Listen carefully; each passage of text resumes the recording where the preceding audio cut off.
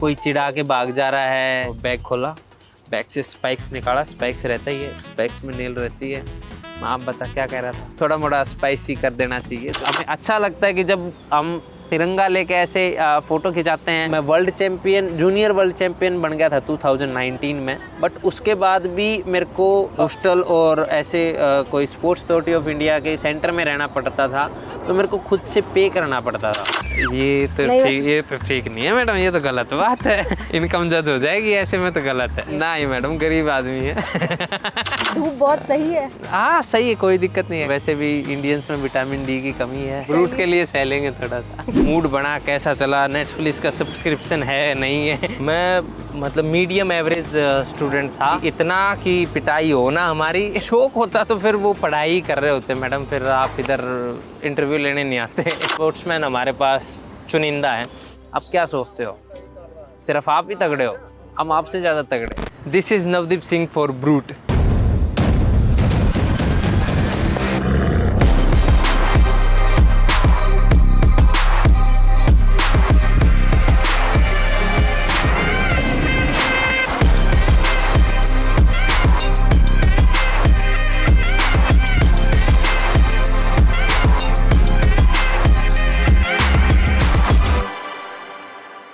Brute is at the Jawaharlal Nehru Stadium where some of India's coolest sports stories are made. We're hanging out with Navdeep, who is a javelin thrower and who has won the gold medal at the Paris Paralympics and then a silver at the World Para Athletics Championships.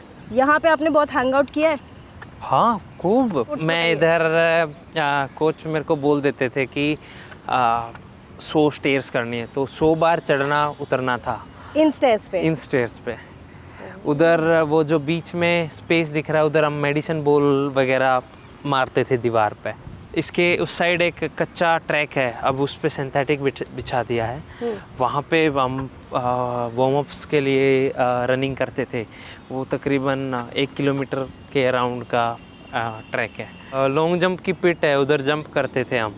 But इधर काफ़ी सारा समय, क्योंकि 100 stairs इतनी जल्दी ख़त्म नहीं होती, तो इसलिए इधर काफ़ी समय लगता था। एक बार जैसे चढ़े उतरे तो वो तो ऐसे 100 रेपिटेशन करने होते थे। मतलब वो स्ट्रेंथ था, तो वो लेग्स का जो स्ट्रेंथ है वो आज भी मतलब मेरे पास अच्छा है, तो वो इनकी वजह से है। मज़ा आता था। मतलब उस टाइम पे पार्टनर रहता था साथ में कोई भी मतलब टॉपिक छेड़ लेते थे, बात करते रहते थे और फिर करते रहते थे बीच में। ऐसे जैसे हम अगर 20 का एक सेट ले लिया कि 20 कंटिन्यू करने हैं, फिर थोड़ा सा पानी पिएंगे क्योंकि डिहाइड्रेशन रहता है, धूप पड़ती है बहुत ज़्यादा, तो ऐसे 20 का एक सेट लेके फिर थोड़ा पानी पी लिया। ऐसे करके हम ऐसे 5 सेट करके ख़त्म कर देते थे। ऐसा मतलब उस टाइम पे ये था कि बस जो बोले वो करना है। ये तो बहुत चौड़े जीन है, आपने 100 बार इनको ऊपर नीचे करा है? हाँ, एक स्टेप में चढ़ जाता था मैं, थोड़ा प्रॉब्लम होता था बट चढ़ जाता था मैं। ओके। या वो मोमेंटम में जब आते हैं ना, तो अभी भी कर लूँगा, ऐसा कुछ नहीं है। तो अब ट्रेनिंग बदल गई है क्या थोड़ी? हाँ, जब हम परिवर्तन करेंगे तभी हम कुछ न्यू चीज़ें ऐड ऑन कर पाएंगे। अगर हम नर्सरी क्लास में अगर पढ़ रहे हैं और उसी में रहे तो हम 10th और 12th के एग्ज़ाम नहीं दे पाएंगे। जब तक हमारे पास वेट्स के लिए स्ट्रेंथ नहीं थी, अपनी बॉडी वेट को हैंडल करने के लिए स्ट्रेंथ नहीं थी, तो तब ये चीज़ काफ़ी अच्छी है कि हम स्पीड के साथ और जो मतलब हम हमारी मोमेंट है रनिंग में जो हमारी उठती है, तो इसमें हम अपना पूरा मतलब इसको खुल जाता है। क्योंकि देखो, अगर मैं यहाँ पे भी पैर रखूँगा तो यहाँ रखने के लिए मेरे को ये करना पड़ेगा। अब इस पे पावर लेके उठना है, तो काफ़ी मतलब वो स्ट्रेंथ है जो मिलती है। तो अब वो सारी चीज़ अगर हम सेम इसी पे ऑन बॉडी वेट करते रहेंगे तो वो इतना फ़ायदेमंद नहीं है। अब हमें ये सारी चीज़ें वेट्स के साथ करनी है। बिगिनिंग के लिए ये काफ़ी सही साबित हुआ है मेरे लिए। कभी ऐसा मोमेंट आया कि आपको लगा अभी छोड़ते हैं, नहीं हो पा रहा है? अभी तक तो नहीं आया, क्योंकि क्या है कि गेम हमेशा कुछ न कुछ उम्मीद देता रहा है। ऐसा नहीं है कि कभी निराश किया हो मेरे को। 21 साल का था जब मैं पहला पैरालंपिक खेला था मेरा, और उस टाइम पे मतलब ये था कि चलो ठीक है, अभी तो हमारे पास कई सारे पैरालंपिक, कई सारे वर्ल्ड चैम्पियनशिप, कई सारी चीज़ें बची हैं। अब ये मेरी 4थी वर्ल्ड चैम्पियनशिप थी जिसमें मैं पार्टिसिपेट कर रहा था। तो ऐसे में कभी भी निराश नहीं किया है, और जब मेडल आ जाता है तो फिर थोड़ा और मोटिवेशन मिलता है कि भाई सरकार इतना सपोर्ट कर रही है और हमारे अंदर जज्बा ख़त्म नहीं हुआ है, तो क्यों ना कंटिन्यू करें, क्यों ना लगे रहें। जो मतलब चीज़ें फैसिलिटीज़ वगैरह हमें फिर सरकार से मिलना शुरू होती है, कैश रिवॉर्ड्स वगैरह मिलते हैं, तो वो हमें आगे के लिए मोटिवेट करते हैं कि भाई हम आगे और अच्छा करेंगे, एक और अचीवमेंट जोड़ेंगे। वो हमारा जो पीछे शोकेस होगा, जहाँ लॉबी में, जहाँ घर में हम बैठेंगे, तो वहाँ मेडल्स के ऐसे मतलब अलग अलग एक वो होना चाहिए। तो वो सारी चीज़ें मोटिवेट करती हैं कि हम अच्छा करेंगे, देश के लिए अच्छा करेंगे, और हमें अब हम अपनी खुशी के लिए कर रहे हैं खेल।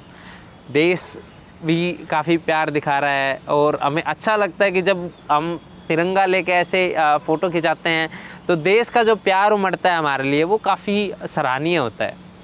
तो अब तो वो वाली सिचुएशन आती ही नहीं है, और शुरुआत में ये था कि जब कुछ है नहीं तो हम मेहनत कर लेते हैं तो कुछ मिल जाएगा। आपके ट्रेनिंग में क्या क्या रहता है? ट्रेनिंग में हम थ्रोज करते हैं, ट्रैक पे ट्रैक वर्क होता है, वेट ट्रेनिंग होता है, और बस रिगार्डिंग टू टेक्निक्स चलता है चीज़ें। तकरीबन 6 days इन ए वीक हम एंगेज रहते हैं पूरा। एक दिन मिलता है संडे, उस दिन आराम करते हैं। क्या करते हैं आप आराम में? आपकी प्रायोरिटी क्या होती है आराम के टाइम? नींद, खाना, फिर साथ में कोई मूवीज़ वगैरह होगी तो मूड बना, कैसा चला, नेटफ्लिक्स का सब्सक्रिप्शन है नहीं है उस पर डिपेंड करता है। तो आप यहीं पे दौड़े थे? नहीं, अंदर फेंका था, बट मैं ट्रेनिंग इधर करता था। थ्रो का इधर है, इस साइड है, but almost like warm up और वो सब वगैरह इधर ही होता है। बट एक हमारा जेवलिन अरीना इधर है। मैं जब ट्रेनिंग करने आया था इधर कंपटीशन से पहले, जब वार्म अप वगैरह और ट्रेनिंग करने आता था, हाँ। तो इधर इस यहाँ से थ्रो करते हैं। यहाँ से थ्रो करते हैं। ये इधर जेवलिन का एरिना, ये 30 से 35 मीटर का होता है लंबा, और आई थिंक 10 मीटर या 7 मीटर होता है शायद ऐसे। तो एक जावलिन दूर तक फेंकने के लिए कितनी दूर से दौड़ के आना जरूरी? वो सबका आप अपना रनवे होता है। मेरा 20 मीटर का है, मैं 20 मीटर रन लेता हूँ और 45 मीटर फेंकता हूँ। तो 47 फेंका वैसे तो मेरा 20 मीटर का है रनवे, तकरीबन वहाँ से और फिर वहाँ आगे फेंकते हैं। यहाँ पे आप ट्रेनिंग करते हैं? यहाँ पे मैं ट्रेनिंग करता था पहले। चलिए, आपके लिए छाँव वाला स्पॉट भी मिल गया। इधर बैठते हैं। हाँ, पीछे आपका व्यू भी अच्छा मिलेगा आपको जी। तो क्लास की बात कर रहे थे भी, आपकी सिर्फ आओ मैम 10th क्लास में रहेंगे या छोटे क्लास में रहेंगे, तो बड़े क्लास में कैसे जाएंगे? हाँ जी। तो ये बताइए, आप किस तरह के स्टूडेंट थे स्कूल में?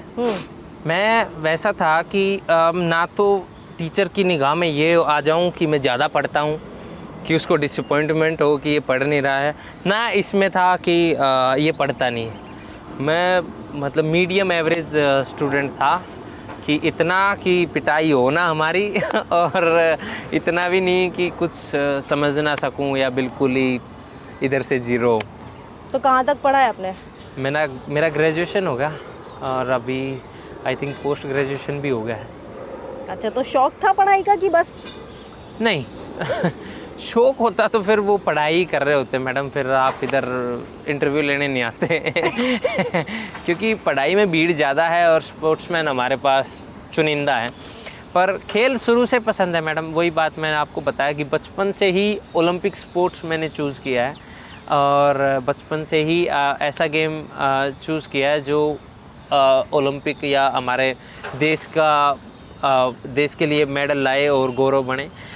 और 2017 में मैं पहली बार इधर सितंबर अक्टूबर के आसपास आया था, और ऐसा लग रहा है जैसे कि अभी थोड़े दिन पहले की बात है, पर काफ़ी अच्छा है मैडम कि उस टाइम पे इधर काफ़ी सीनियर एथलीट्स रहते थे हमारे, उनके साथ साथ सीखते रहे चीज़ें, कैसे वो कर रहे हैं उस चीज़ को कॉपी करते रहे और बिना कोई लॉजिक रीज़न जाने बस फॉलो कर रहे हैं। क्यों? क्योंकि वो करते हैं। तो क्यों हमारे पास वो ये पता होता है कि भाई वो बड़े खिलाड़ी हैं, कुछ ना कुछ कर रहे होंगे तो अच्छा ही कर रहे होंगे। तो वो सोच के बस शुरू किया और देखते रहे और फिर उनको देख के सीखे, फिर जो कोच साहब ने बताया उसको फॉलो किया, इम्प्लीमेंट किया, मन और लगन से किया। तो वो वही सारी चीज़ें हैं जो काम आ रही हैं। 2 क्वेश्चंस है मेरे पास। एक तो चुनिंदा स्पोर्ट्समैन है इंडिया में, आई मीन स्पोर्ट्स पीपल हैं और पढ़ाई में ज़्यादा भीड़ है, ऐसा आपको क्यों लगता है? मैडम ऐसे लगता क्या है, आप खुद नोटिस करो कि आप हमारे देश में हर साल आईएएस आईपीएस रिक्रूटमेंट होते हैं जो कि एक बड़ी उसमें लाइक तकरीबन जितना मेरे को पता है कि 1500 के आसपास एक बैच में या एक टाइम पे एक साल में वो भर्ती होते हैं। और हमारे पास ओलंपिक में पैरालंपिक में पदक आते हैं 28, वो 4 साल में एक बार आते हैं। तो आप खुद सोचो कि कितना भीड़ है पढ़ाई में, और फिर भीड़ में से आगे इतना जल्दी थोड़ी निकला जाएगा। ओलंपिक में भी अगर पैरालंपिक की भी मैं बात करूं तो हमारे पास कुल 7 ही गोल्ड मेडल आए थे इस बार। तो आई थिंक हमें उस चीज़ को और बढ़ाना चाहिए। इस बार हमारे पास वर्ल्ड चैम्पियनशिप में हमें 6 गोल्ड मेडल मिले हैं। तो हाँ, मेरी एक पैरा एथलीट से बात हो रही थी तो वो यही कह रही थी कि दूसरे कंट्रीज़ में ये भी उन्होंने देखा है कि बचपन से ही अपने स्किल्स को काफ़ी प्रैक्टिस करने का वो मिलता है, इक्विपमेंट और फैसिलिटी। या तो यहाँ पे क्या फ़र्क आपको लगता है ऐसा? एक तो अभी आप खुद देखो कि देश का पहला मोंडो ट्रैक हमारे पास अभी आया 2025 में हमारे कौन सा पास मोंडो ट्रैक। ये अभी तक का देश का पहला ट्रैक है जो मोंडो ट्रैक है, और ये पहला है अभी तक। तो उनके पास बहुत अच्छा वैसे सेटअप रहता है, बचपन से उनको अच्छी कोचिंग वगैरह मिल पाती है, अच्छे कोचेज वगैरह वो फाइंड आउट कर पाते हैं। यहाँ पर जबकि वो चीज़ें फाइंड आउट करना, प्रोफेशनल के लिए फाइंड आउट करना, वो थोड़ा सा हार्ड हो जाता है।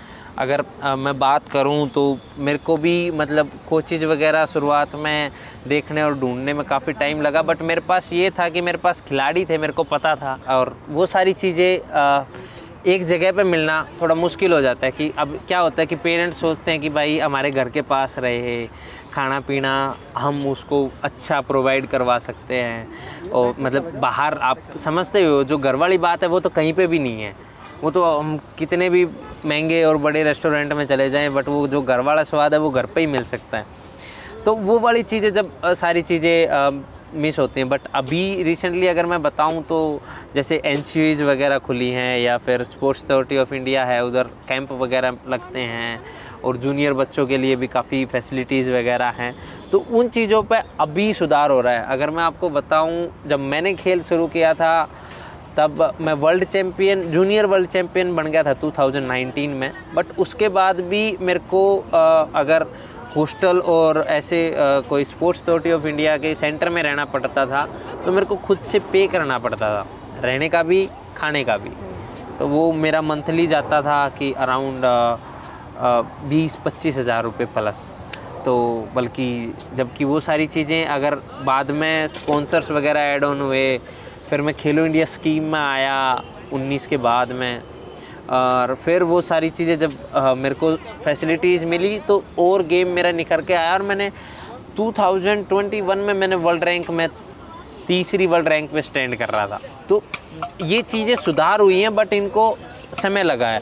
अब मैं देखता हूँ कि जो जूनियर एथलीट हैं जिन्होंने गेम शुरू किया है, मैं जूनियर वर्ल्ड चैम्पियन होने के बाद मेरे को मिला है, और कुछ एथलीट हैं जो जूनियर मतलब अभी मैं ये सराहना कर रहा हूँ कि उनको अभी से वो फैसिलिटी मिल रही है ताकि वो अपना गेम और अच्छे और बेहतर तरीके से निखार पाएँ।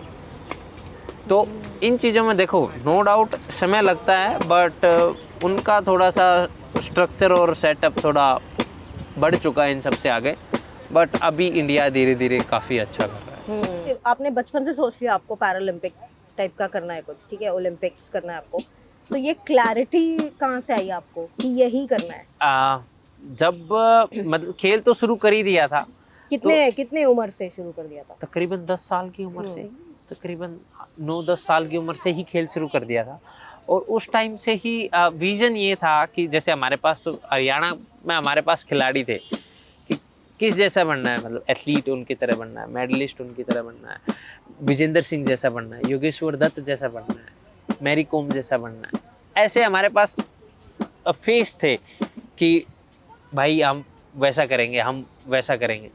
तो उसको मोटिवेशन रख के फिर धीरे शुरू किया था। फिर वो धीरे धीरे वो सारी चीज़ें प्रायोरिटीज़ में बदलती चली गई कि भाई खेल भी चल रहा है बट थोड़ा फाइनेंशियल स्टेबल के लिए जॉब भी ज़रूरी है।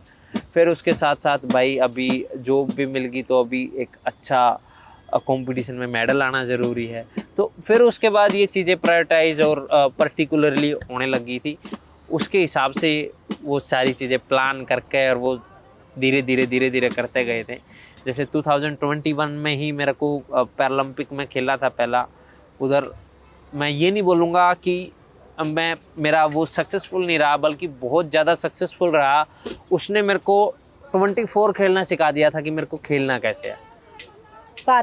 पेरिस कैसे खेलना है, पेरिस पैरालंपिक। टोक्यो ने सिखा दिया था कि पेरिस वाला कैसे कम्पीट करना है। अब मैं चाइना 2023 एशियन गेम में 4th हूँ, बट मेरे को पता है कि मेरे को 26 एशियन गेम कैसे खेलना है। तो जॉब आपने जो मेंशन करी जी, आपने की है जॉब? मतलब हाँ, मैंने ज्वाइन किया है। मैं इनकम टैक्स में इंस्पेक्टर हूँ और अभी आलगढ़ी में मैं बेंगलोर ड्यूटी कर रहा हूँ। तो स्पोर्ट्स के थ्रू? हाँ जी, स्पोर्ट्स रिक्रूटमेंट है, स्पोर्ट्स कोटा से रिक्रूटमेंट है। आप जब डुओफिज्म के साथ बड़े हुए तो आपको लाइफ में कैसा, मतलब उसने आपका लाइफ का पर्सपेक्टिव कैसे शेप किया?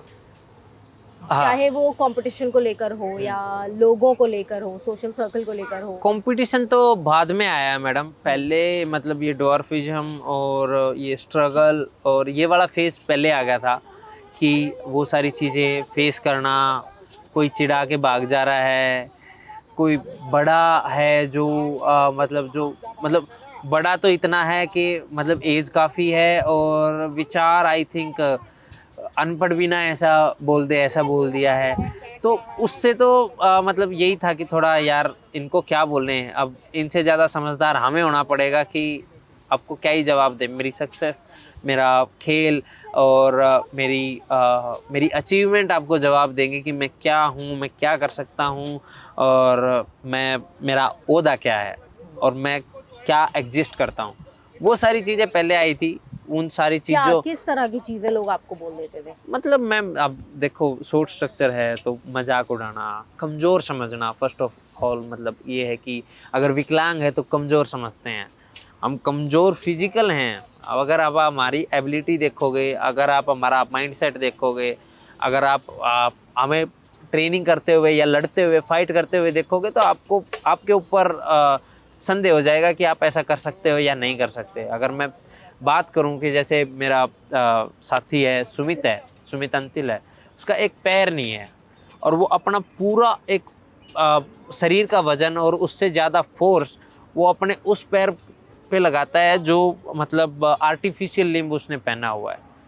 तो हर कोई ऐसा नहीं कर सकता। आपके पास खुद के मतलब जो हमारा एक्चुअल बॉडी पार्ट है वो तो जेल भी जाएगा, जो है ही नहीं, जिसको सिर्फ हमने लगा के और इम्प्लीमेंट किया है, उसके ऊपर वो सारी चीज़ें करना इतना आसान नहीं है। पेन हर कोई सहन नहीं कर सकता।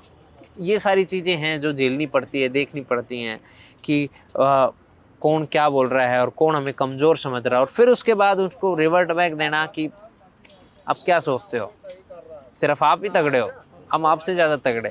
ये वाला माइंडसेट लेके आना पड़ता है। अब मतलब आप क्या बताऊं कि अब जा रहे हैं, आप समझ सकते हो, जा रहे हैं और कोई कमेंट पास कर रहा है, अब उसको रिप्लाई किया तो हम छोटे हो जाएंगे, तो उसको रिप्लाई नहीं करना। उसको उस टाइम तक उस जगह पर लेके आओ कि वो थोड़े दिन में आके बोले यार मैं इसको जानता हूँ, ये मेरा दोस्त है।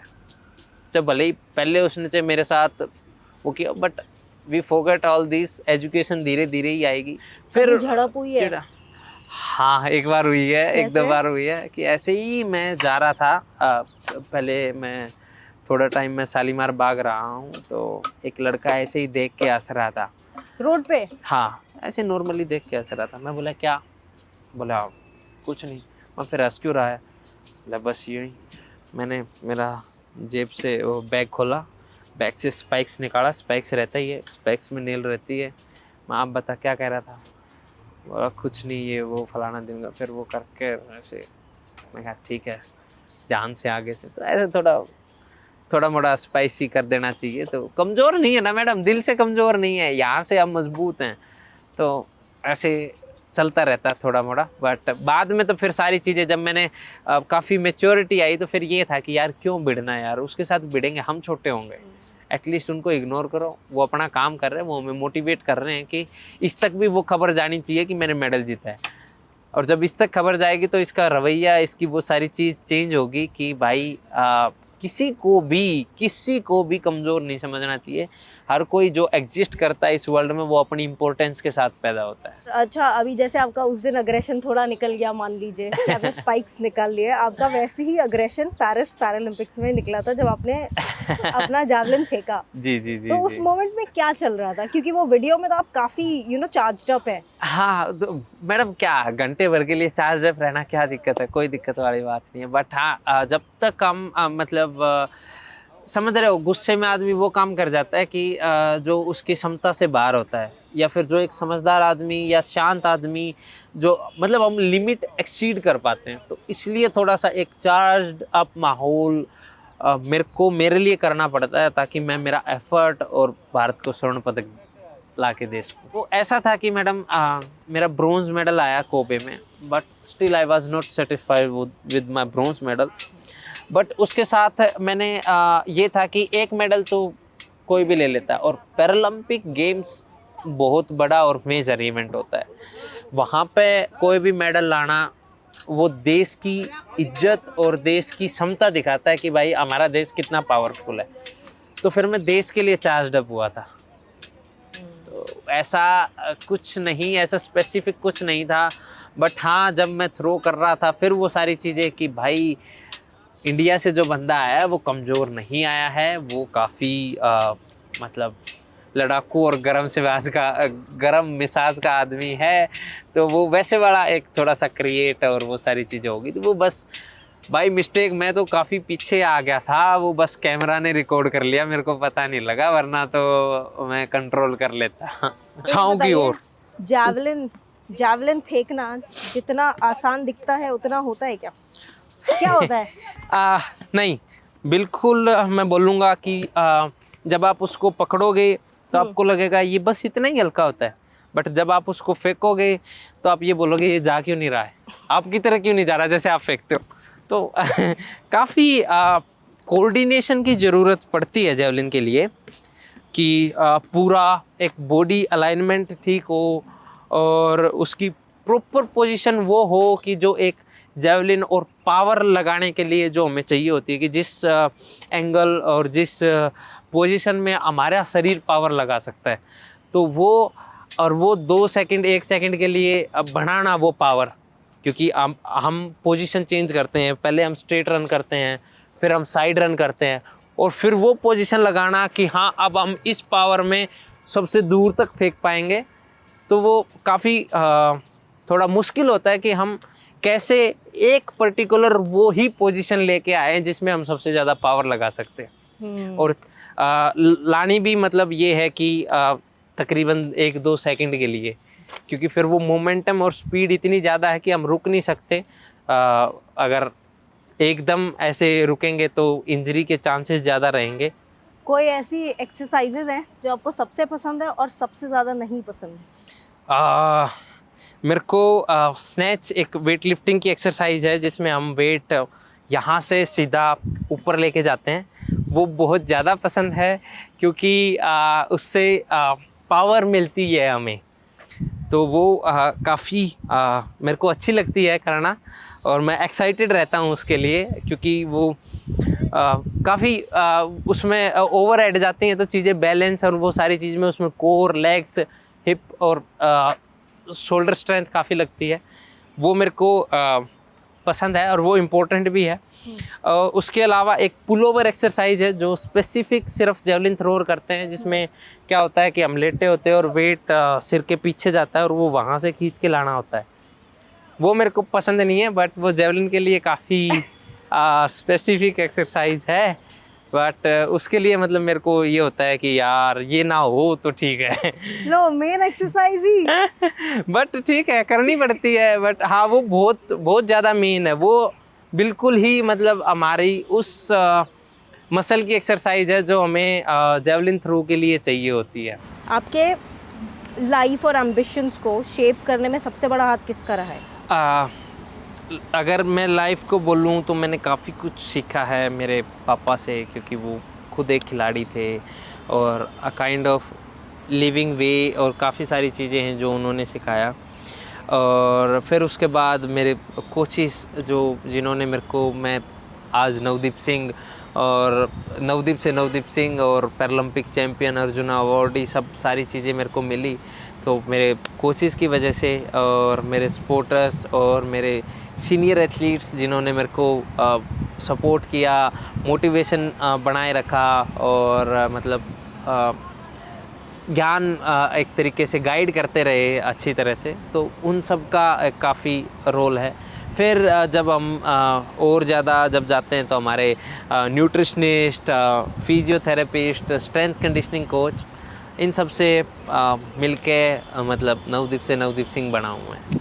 और कोई फ्रेंड्स हैं जो एकदम पक्के वाले फ्रेंड्स हैं?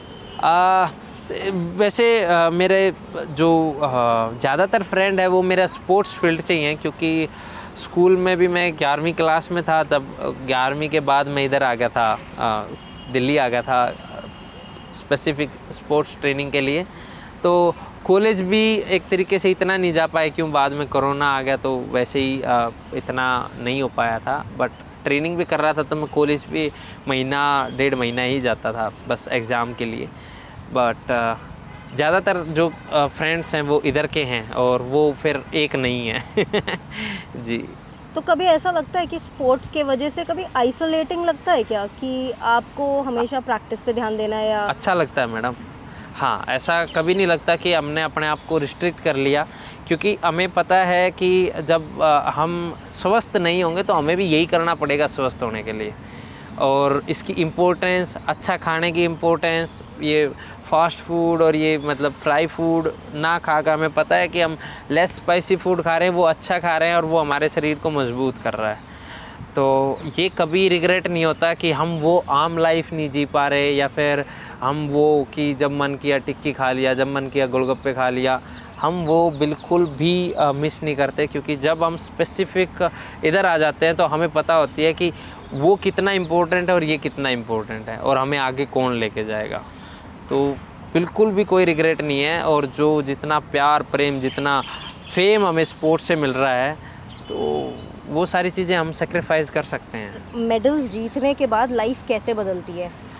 काफ़ी काफ़ी बदली है मैडम। पहले मैं इधर ही ट्रेनिंग करता था, तो बस ऐसे ही ट्रेनिंग करके चला जाता था। बट अगर मैं दोबारा अगर शाम को या ट्रेनिंग टाइम पे इधर आता हूँ तो सबका एक मन रहता है कि भाई हम फ़ोटो खिंचवाएं, और ये सब सीनियर एथलीट्स भी, भाई बहुत बढ़िया किया तूने, काफ़ी अच्छा कर रहा है। तो जब ये सारी चीज़ें मिलती हैं तो काफ़ी अच्छा लगता है।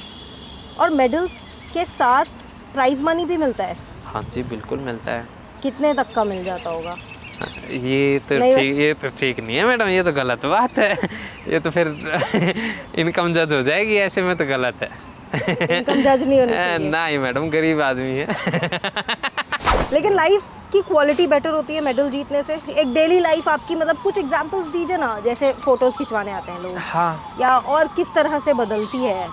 एक तो ठीक है, बट बेसिकली ये है कि एक तो सोच बदलती है कि अगर और कोई डवार्फ एथलीट है, जैसे मेरे को 1-2 डवार्फ एथलीट जो और हैं, मेरे कंपटीटर हैं जो मेरे साथ है, वो इंडिया में जब हम खेलते हैं तो compete करते हैं, तो उनकी तरफ से जब रिव्यू आता है ना कि भाई साहब यार बहुत बढ़िया यार, आपकी वजह से अब लोग हमसे फ़ोटो खिंचवाने आते हैं, तो वो काफ़ी एक अच्छा लगता है कि भाई एटलीस्ट हम रिस्पेक्ट गेन कर रहे हैं। फ़न की बजाय कि हंसी मजाक का पात्र की बजाय हम रिस्पेक्ट गेन कर रहे हैं, और एक अच्छा मैसेज और एजुकेशन जा रहा है कि भाई पैरा हो या नॉर्मल हो, हर किसी को रिस्पेक्ट चाहिए होती है और देनी चाहिए। तो एक वो वाली चीज़ है जो मतलब अच्छी फील कराती है। और उसके साथ साथ कि ठीक है, अच्छा स्पोर्ट्समैन के साथ ठीक है कि लाइफ में कुछ अचीव करके जाएंगे तो आई थिंक अच्छा रहेगा। कि नाम रहेगा भाई। 2024 में किसी ने मेडल जीता था। आपके पानीपत में कैसा रहा है लोगों का? हाँ, गांव में और पानीपत में काफ़ी अच्छा पॉजिटिव है। और अच्छी बात ये है कि पानीपत वालों को 2 जेवलिन थ्रोअर मिले जो ओलंपिक और पैरालंपिक में गोल्ड दे पाए, हमारे नीरज चोपड़ा भाई साहब और मैं। तो काफ़ी अच्छा है कि पानीपत के पास 2 भाले के एथलीट हैं जो देश में विदेश में और हमारे पानीपत शहर का नाम रोशन कर पाए। LA पैरालंपिक्स में ये कहा जा रहा है कि ये नहीं रहेगा जैवलिन थ्रो, जी, तो अब आपका क्या प्लान है फिर? मैं दूसरा स्पोर्ट्स ट्राई करूँगा, बट देखते हैं, अच्छा करूँगा, प्रयास रहेगा। और अभी के लिए टारगेट कुछ और हैं।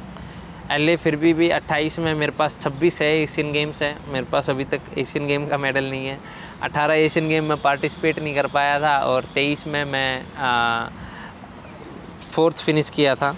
तो अभी थोड़ा टाइम है, करते हैं उस पर। वैसे प्लान तो बना लिया है कि शॉर्ट पुट करने का थोड़ा है मन, तो अभी देखते हैं उसको, प्लान को कितना एग्जीक्यूट हम कर पाते हैं।